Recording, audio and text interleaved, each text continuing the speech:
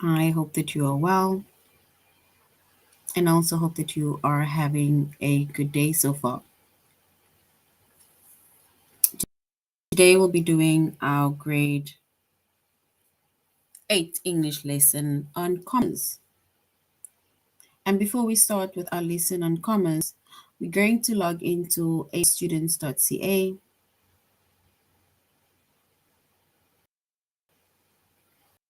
Once we've logged on to aplusstudents.ca with our username as well as our password,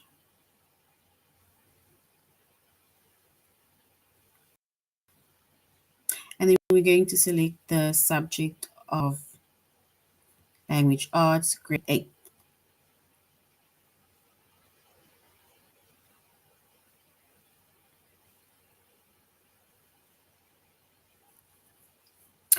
Once we've selected the subject of grade 8, or the subject of Language Arts, grade 8, and then we're going to scroll down up until we get to the chapter of commas.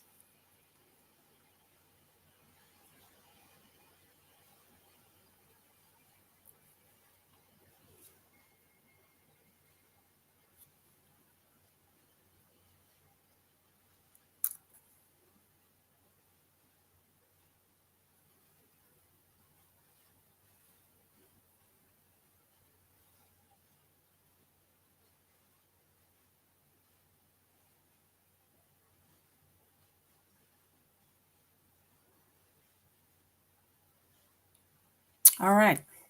So we're doing the chapter of commas.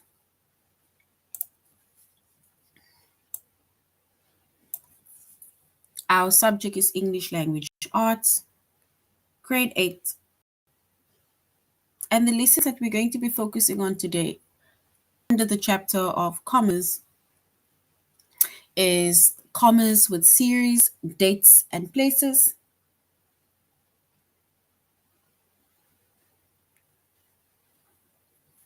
commas with compound and complex sentences,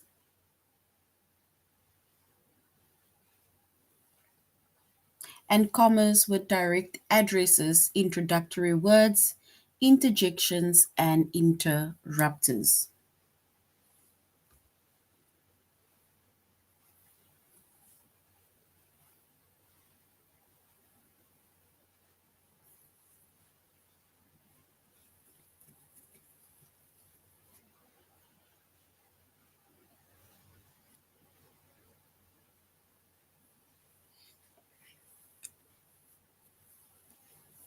All right, so when it comes to commas, right?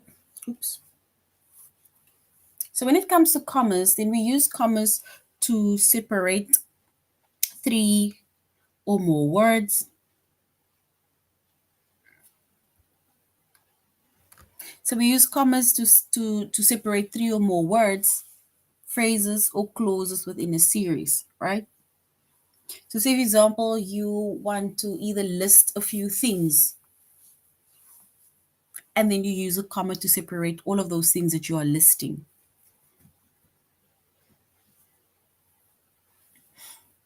For example, George traveled to Spain, France, and Germany. So this shows that George had traveled to three, let's say, different countries, right? Or states. So which means that we are separating anything that is three or more that is being listed.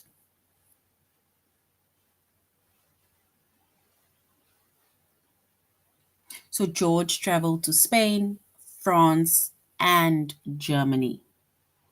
So there we have Spain, comma, France, comma, and then before we, for example, list the last one, then we first need to write the word and.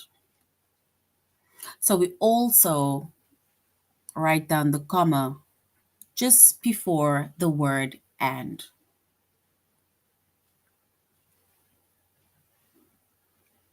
We also use commas to separate two or more coordinating adjectives that describes the same noun. For example, if you say that the girl, or let's say the lady, wore a beautiful, comma, red dress, right?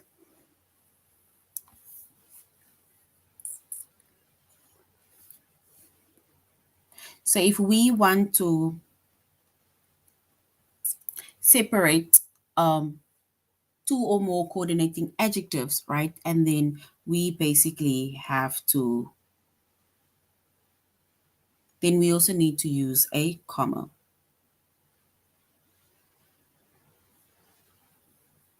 And we use the comma to separate these, let's say, these adjective or coordinating adjectives to describe the same noun, which means that the word beautiful and the word red describes the dress. Because you could have just said it's a beautiful dress, or you could have just said it's a red dress, but we are describing the dress as in it is a beautiful red dress.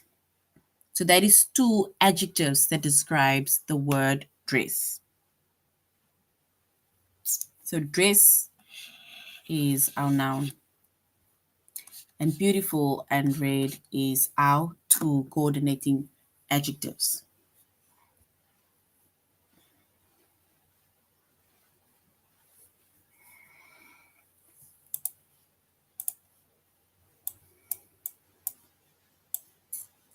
All right, so when it comes to commas, right? Commas, they also provide pauses in reading and speaking by separating parts of a sentence. So if you are reading, then a comma is there to, it's like you need to pause when you're reading. Otherwise, if we are not going to pause, it's like you're just going to read all the time. It's raining, so let's grab our umbrellas because no, right? So it's, for example, saying it's raining, so let's grab our umbrellas. So which means that the comma, it provides pauses in reading and speaking about by separating, parts of a sentence. And once again, it is by separating, for example, it's raining, pause. So let's grab our umbrellas. But if there's no comma, then it means that it's just going to be a constant run on of it's raining, so let's grab our umbrellas because we cannot walk in the rain and we're gonna get so that is basically what will happen. It's like you won't be breathing.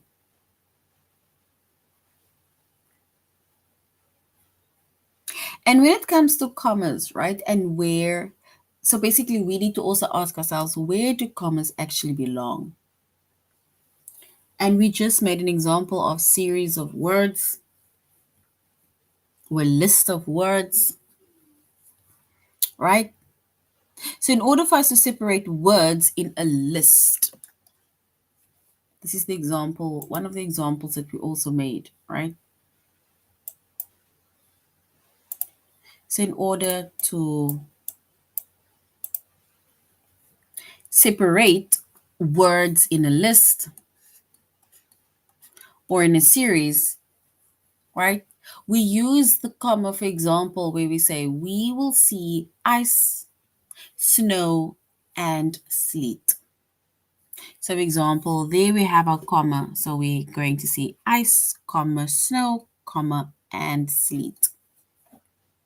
So that is basically separating words within a list or a series.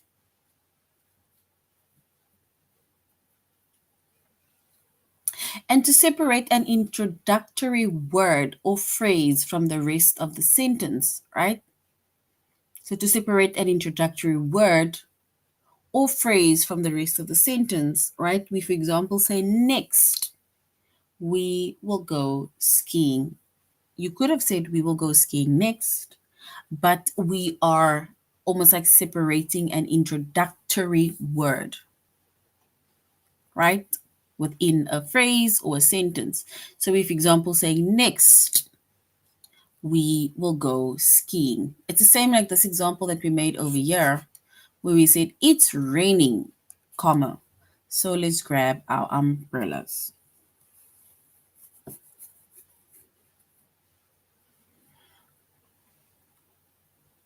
We also use commas before or after quotations.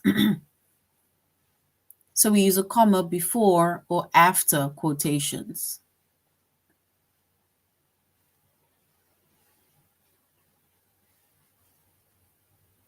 For example, she said, I love winter.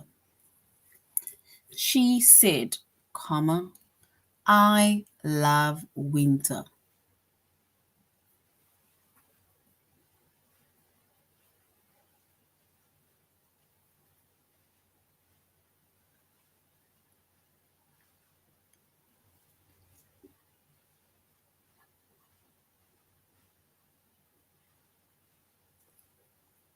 And there the word I love winter, the words I love winter is in quotation marks or in quotations. We also use commas before the word and, but, so in a compound sentence. So the word and, but, so, that we call that coordinating conjunctions, right? So we use a comma before and, but, or so when we are using a compound sentence. For example, it was cold, comma, so I put my hat on.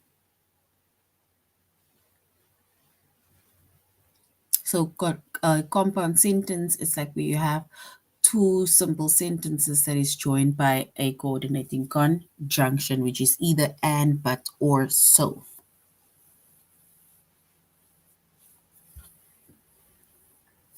When we also introduce someone, that is when we use a comma.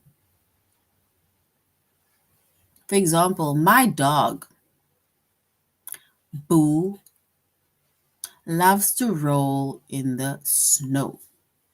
So my dog, Boo, loves to roll in the snow.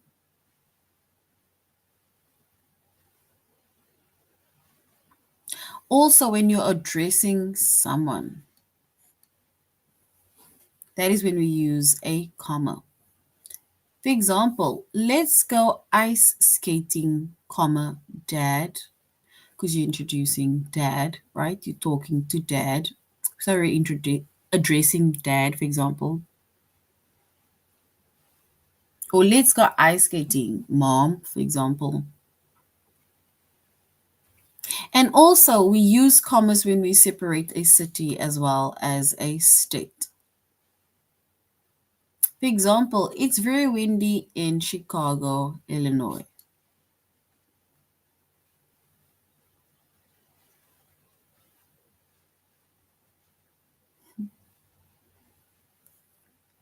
Right? So that is basically how we use commas, or specifically where commas belong.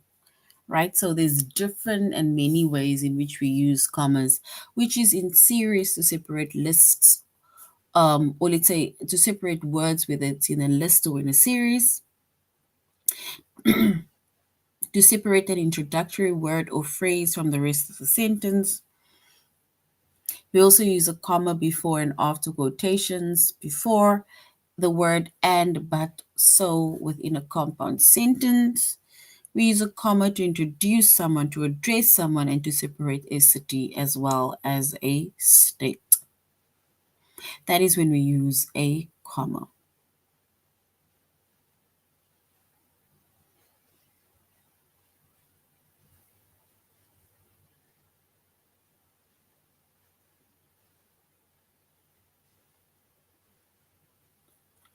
All right. And we are doing a tutorial lesson on aplusstudents.ca. Right, we are doing a tutorial lesson on aplusstudents.ca. So we're going to the first letter where we're going to lesson, which means commas with series, dates, and places.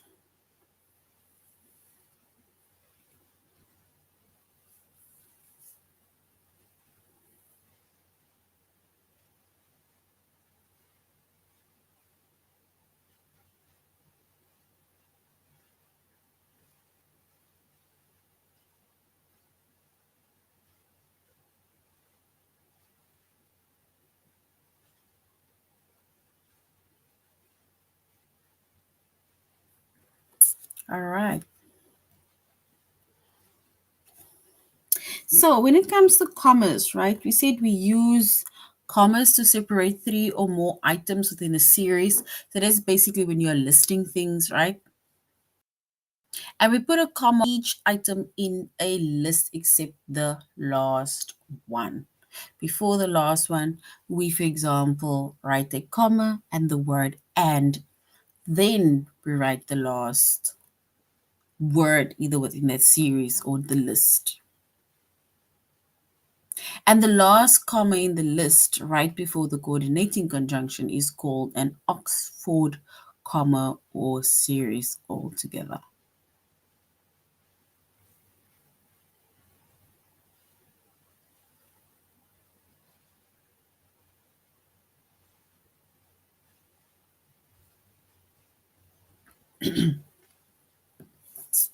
All right. So when it comes to, for example, separating and using, for example, the comma to separate items within a series, right? We see that the last word is called within the list before the coordinating conjunction is called an Oxford comma or series. And this serial comma is sometimes considered optional, but most style guides demand it.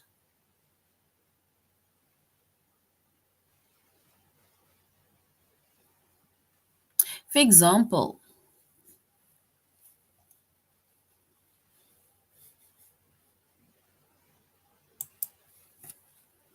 red, white, and blue are the colors of the American flag. So red, comma, white, comma, and blue are the colors of the American flag.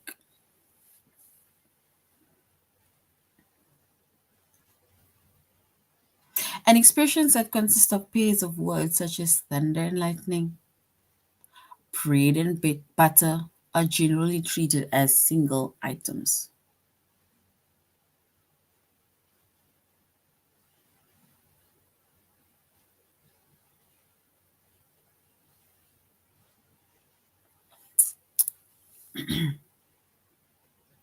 So expressions that cost you a pair, that consist of pairs of words, like two different words, right? Such as thunder and lightning, bread and butter, they are usually treated as single items.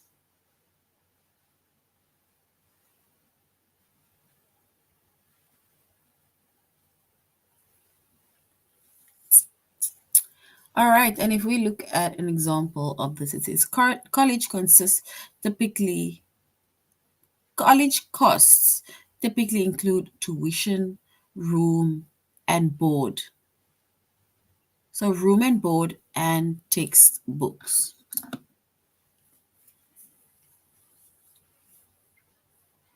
So college costs typically include tuition, room, and board, which board and textbooks. So room and board, which means is accommodation, as well as textbooks.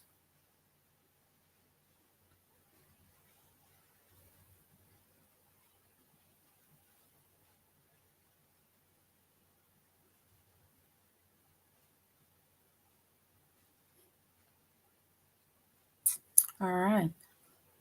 And we said expressions that consist of pairs of words such as thunder and lightning, bread and butter. And we made an example of college costs typically include tuition, room and board, which is your accommodation, as well as your textbooks.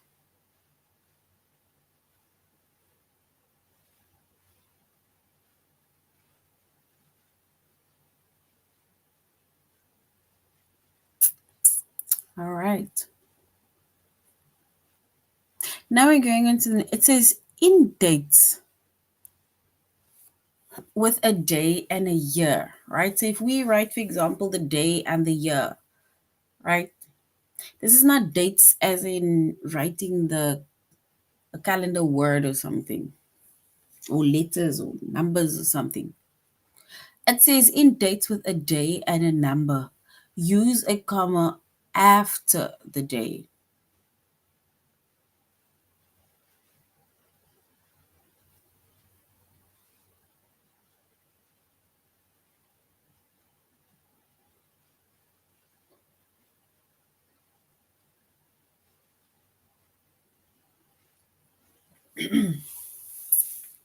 So we also use a comma after the year unless the dates end within a sentence.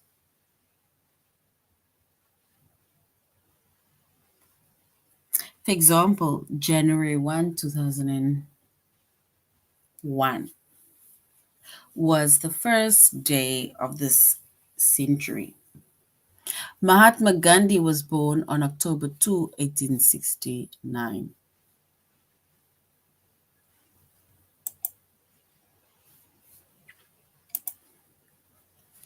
For example, even if we say today's date is the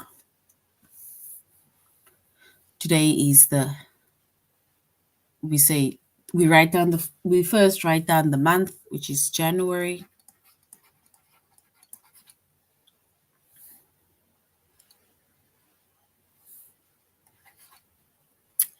And then you write the day. Today is the January 11th, comma 2024.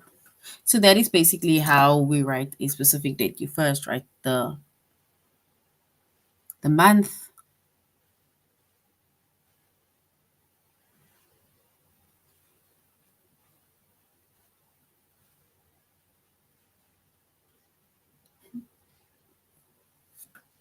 all right. So this is basically how we write, like, for example, the dates, right? You first write the month, then the day, comma, followed by the year.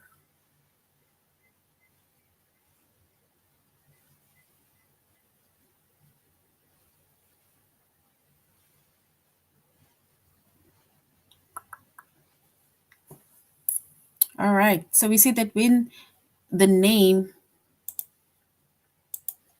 so the name of the city is used with the name of the state or city, we use a comma after the city, right?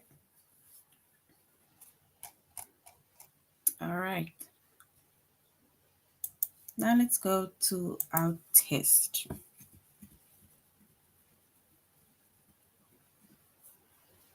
So we're going to a test where we're going to correct the text by inserting one comma.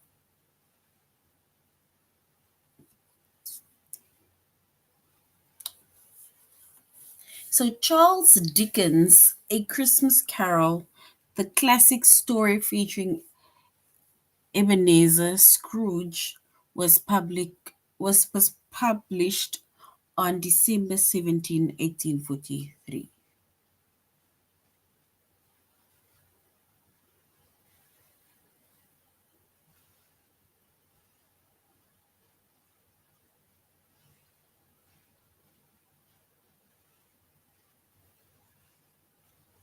So Charles Dickens, A Christmas Carol, the classic story featuring Ebenezer Scrooge, was published on December 17, 1843.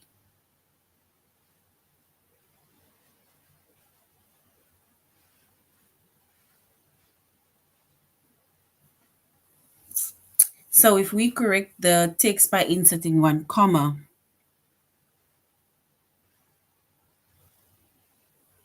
here we're going with the first option, where we put the comma after the date or after the day.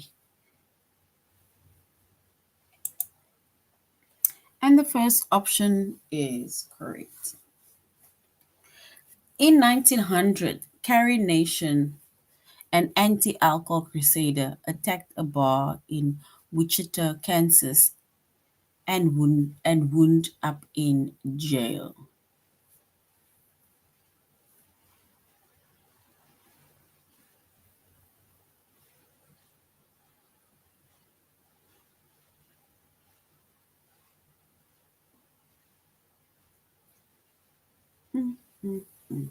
So in 1900, the Carrie Nation, an anti-alcohol crusader, attacked a bar in Wichita, Kansas, and wound up in jail.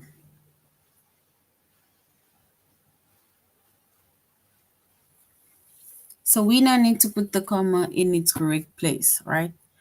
And it's two commas. Is it the first one, which is 1900, Carrie Nations, an anti-alcohol crusader attacked in Wichita, Kansas, and wound up in jail?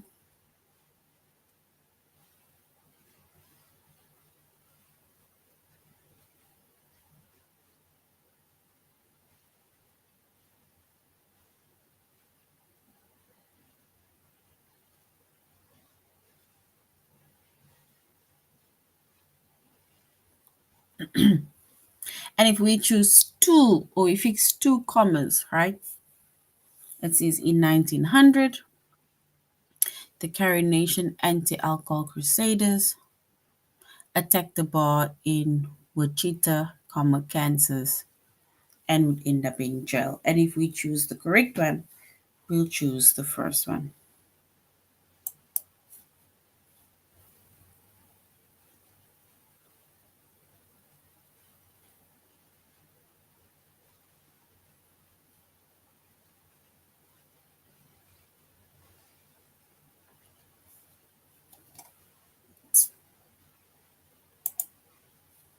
And we'll go with the first one, which is correct. So well done. The Georgia Aquarium in Atlanta, Georgia requires more than 8 million gallons of water for its animal habitats. We need to add the correct commas, right? Two commas needs to be inserted or identified in this case. So the Georgia Aquarium in Atlanta, Georgia requires more than 8 million gallons of water for its animals' habitat.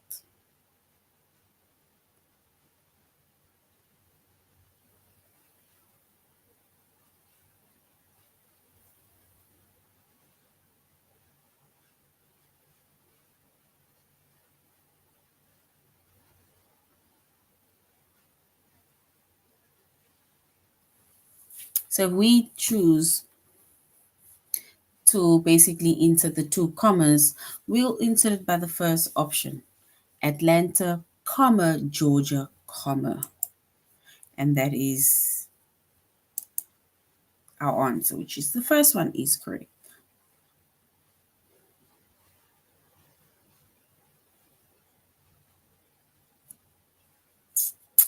All right.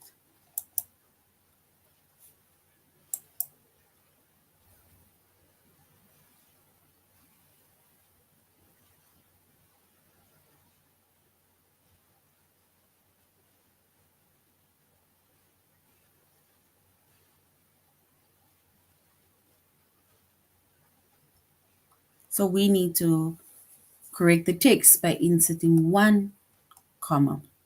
So oh, so now we're going on to compound commas with compound and complex sentences. So complex sentence, right? It is basically where you have a independent clause as well as a dependent clause, right? And it starts with a subordinating conjunction, usually. So when it comes to compound sentence, we use a comma before the conjunction or the coordinating conjunction that joins the two independent clauses within this compound subject. Compound, sorry, the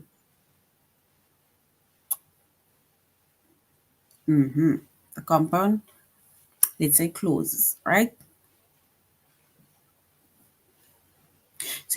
So in a compound sentences, we use a comma before the coordinating conjunction that joins the two independent clauses. For example, or examples of coordinating conjunctions are the words and, or, but, and so.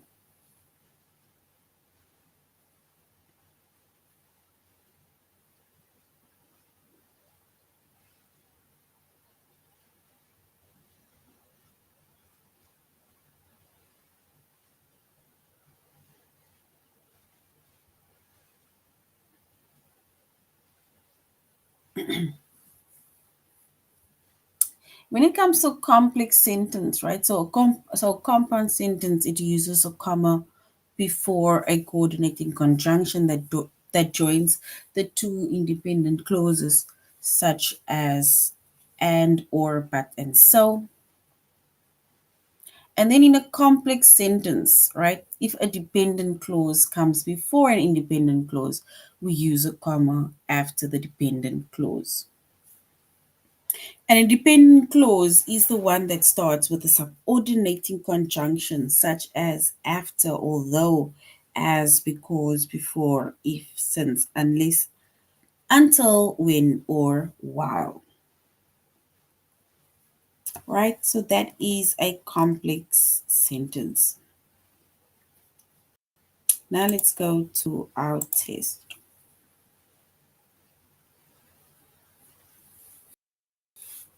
With the text by inserting one comma. Avand or Arvind Mahankali finished third in the 2011 and 2012 Scripps National Spelling Bee competition, and he finished first in 2013.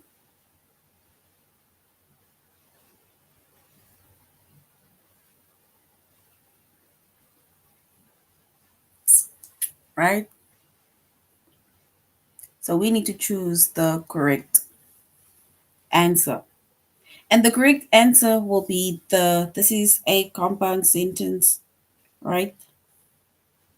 Which means that the word and is over there and a comma before and means that it is not yours.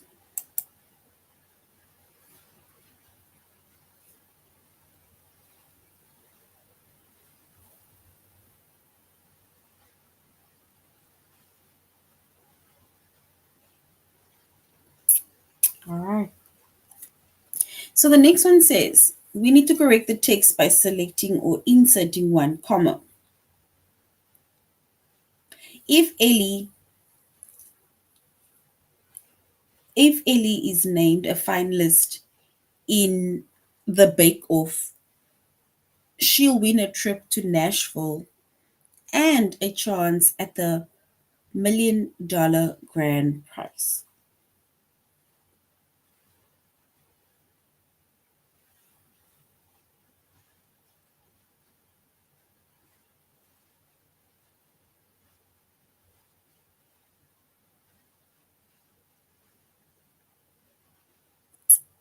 So we need to choose the correct one. And we will choose the first option. So the next bake off. And the first one is correct. We need to insert one comma.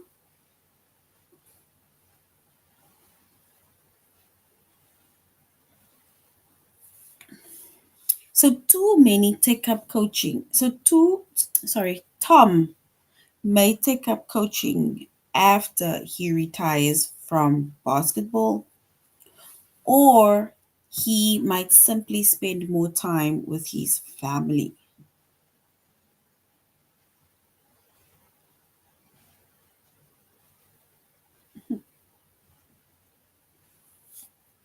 So Tom may take up coaching after he retires from basketball, or he might just simply spend more time with his family. So now we need to select or insert one comma, and we are going to insert this comma by the first one just in front of the word or, which is a coordinating conjunction.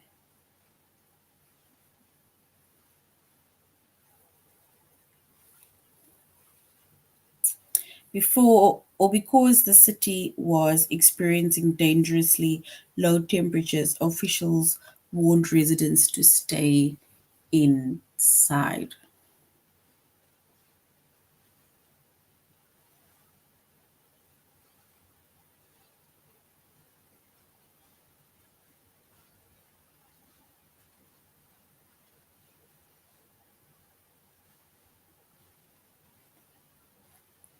All right.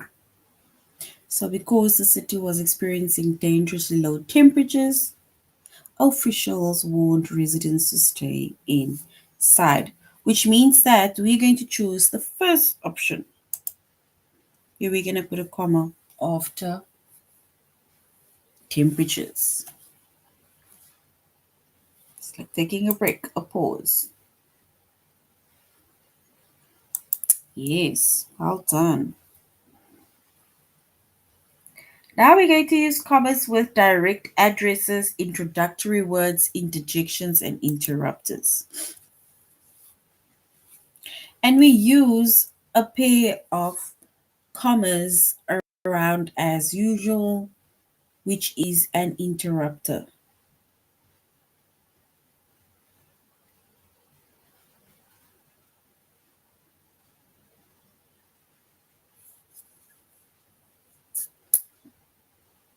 So we use a pair of commas around as usual, which is an interrupter, right?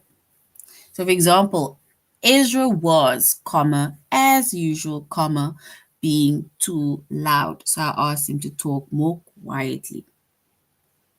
So we basically put two commas around or next to or in front as well as behind as usual. And we call that an interrupter. We use commas to separate the names of a person being spoken to from the rest of the sentence. For example, thank you, Bella. Thank you, Bella, for your help.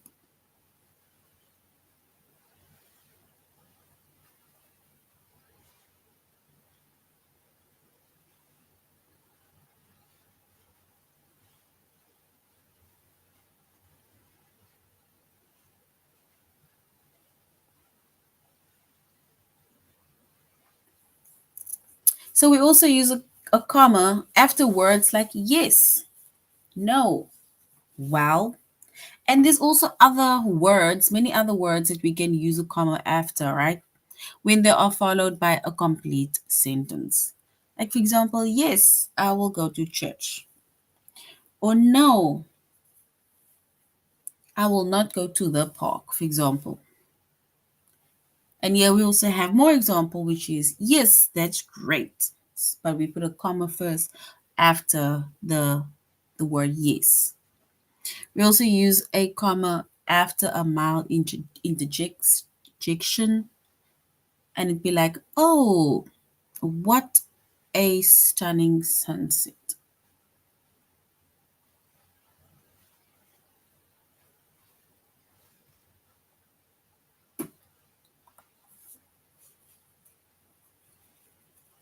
So we use commas after a mild interjection. For example, oh, what a stunning sunset, right?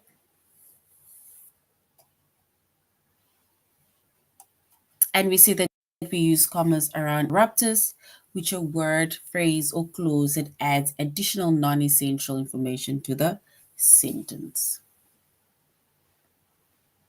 Yes, of course, may have a different opinion.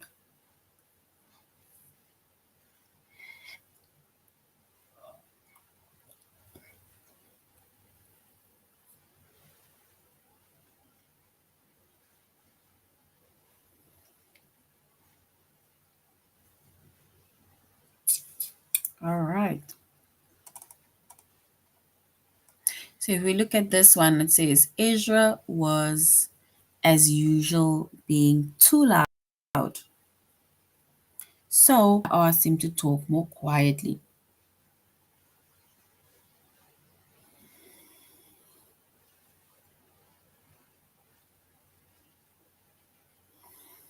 And if we look at the comma that we must put, right? Remember we said that we put commas in front of, like, let's say a pair of commas, which will be in front of the word as usual as well as after the word as usual.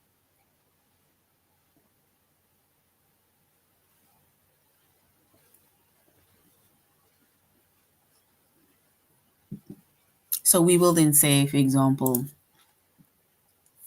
Israel was, comma, as usual, comma, being too loud. So that is our pair of comma that you basically put in front of as usual as well as after unusual. All right, so now we're going on to our test.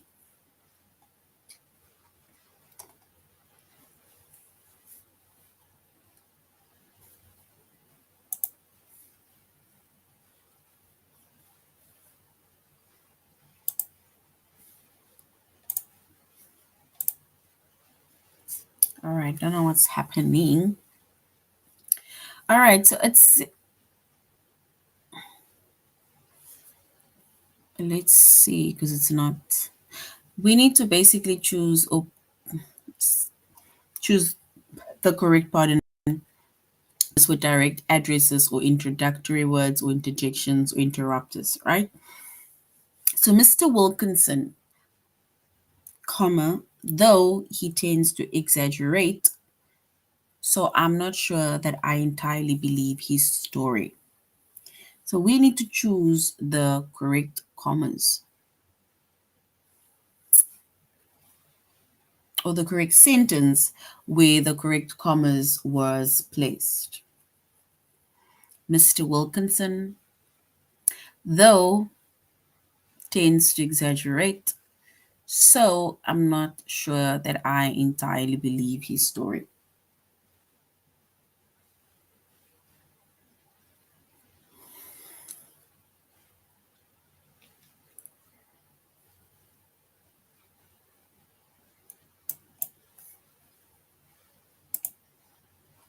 Right? So which means that we are using the first option because we say Mr. Wilkinson, introductory, comma, though, comma, right? We need to correct the text by inserting one comma. Oh no, the widespread use of antibacterials is causing resistant bacteria to spread. And if we choose the correct text, right, with the one comma that was inserted, right, and then we're going to choose the first option where we put the comma after oh no, right? And the last one, we're going to correct the text by inserting one comma. No, the forecast for tomorrow night is calling for partly cloudy skies, not rain,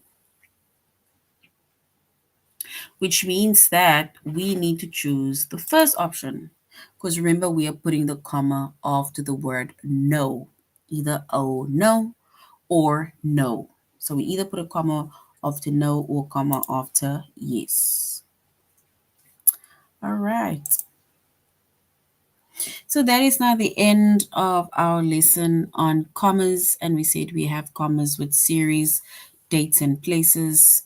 And we've learned where to put our commas, right? We also have commas with compound and complex sentences.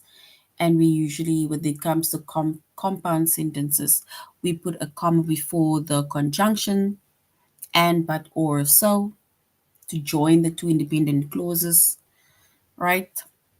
And then we also have commas with direct addresses introductory words, interjections, as well as interrupters.